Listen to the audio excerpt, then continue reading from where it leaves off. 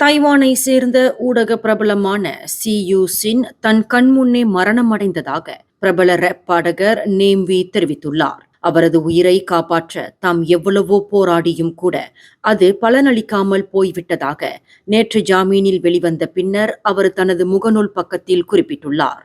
மரணத்தில் சந்தேகத்தின் பேரில் கைது செய்யப்பட்டு கடந்த 9 நாட்களாக தடுப்பு காவலில் வைக்கப்பட்டிருந்த நேம்வி நேற்று ஜாமீனில் வெளியே வந்தார். தடுப்பு காவலில் முதல் 2 நாட்கள் தன்னை பல்வேறு துறைகளை சேர்ந்த 6 அதிகாரிகள் விசாரணை செய்ததாக குறிப்பிட்டுள்ள நேம்வி கிட்டத்தட்ட 15 மணி நேரங்கள் அது நீடித்ததாகவும் தெரிவித்துள்ளார். இந்த விசாரணையின் போது பல்வேறு தொழில்நுட்ப கருவிகள் பயன்படுத்தப்பட்டு தன்னிடம் வாக்குமூலம் பெறப்பட்டதாகவும் அவர் குறிப்பிட்டுள்ளார். மேலும் செய்திகளை தெரிந்து கொள்ள கீழே இருக்கும் பெல் பட்டனை அழுத்துங்கள். உங்கள் மகிழ்ச்சியை வெளிப்படுத்த லைக் மற்றும் ஷேர் செய்யுங்கள். தொடர்ந்து திசைகளோடு இணைந்திருக்க சப்ஸ்கிரைப் செய்யுங்கள்.